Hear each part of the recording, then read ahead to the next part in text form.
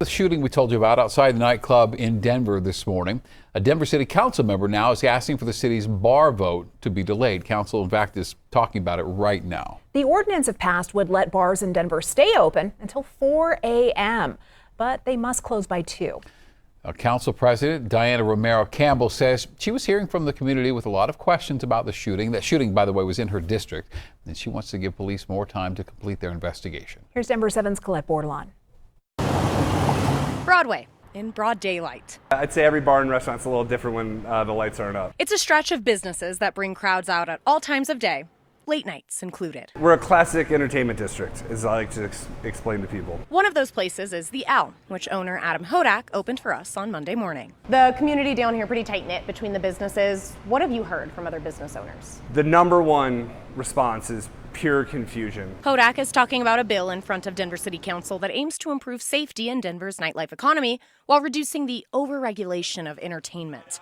But what's gotten the most attention as part of the proposal that would allow nightlife and adult entertainment businesses to stay open until 4 a.m. That means they could continue offering entertainment until 4, but last call for alcohol, that's still at 2 due to state law. Overall, I think this is extremely performative and considerably underthought. One Denver, which worked alongside the city on the plan, said the change would create opportunities for businesses that don't have to shut down when last call rolls around. Just the music, just the dancing, or just people playing pool, or just the spoken word event happening.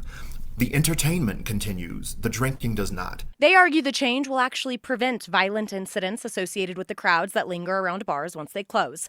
But those with Mothers Against Drunk Driving worry about what that means for the roadways. The research is going to show that it actually will impact impaired driving. If you can't get home at 4 a.m. because there are no rideshare drivers, what are you likely to do? You're likely to get in a car and drive. A decision was expected on that debate at Monday's City Council meeting. Today is Monday, July 20th. But Council President Diana Romero Campbell moved to postpone the final vote on the proposal after a shooting early Monday morning where one person was killed and 8 others were injured at a nightclub in southeast Denver. What becomes of the proposal is on hold. I just don't understand what even a patron's behavior will be from 2 to 4 a.m.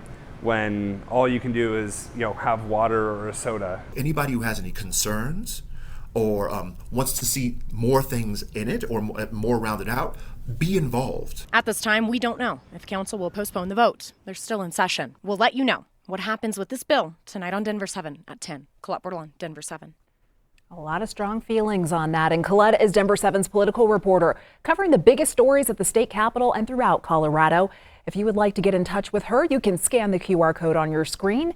You can also email Colette.bordelon@denver7.com.